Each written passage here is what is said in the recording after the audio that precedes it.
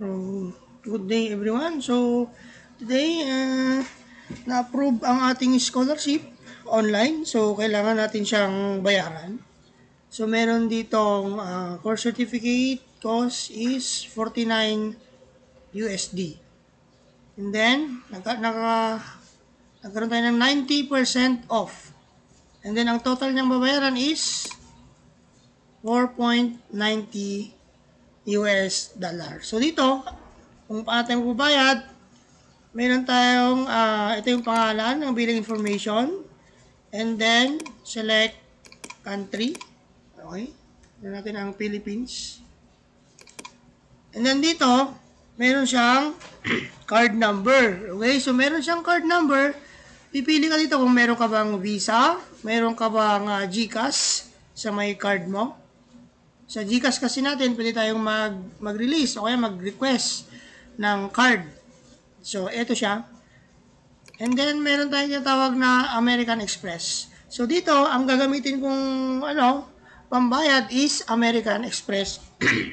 So, meron din siya sa GCash. So, i-discuss ko siya sa next video kung paano i-activate ang American Express ng ating GCash card. Okay, sa ating GCash, paano natin kukunin? Paano natin i-activate ang ating American Express? Okay, so dito siya. Punta ka lang sa my profile. Okay, profile. Yan, click mo lang ang my profile and then punta ka sa link accounts. Okay, dito. Click mo lang yan. And may makikita ka rito ang American Express Virtual Pay. So, you need to click this one na yung American Express. So, meron tayong Virtual American Express. Okay, meron nakalagay dyan na card number, meron din expiration date. Ito, meron siyang expiration date.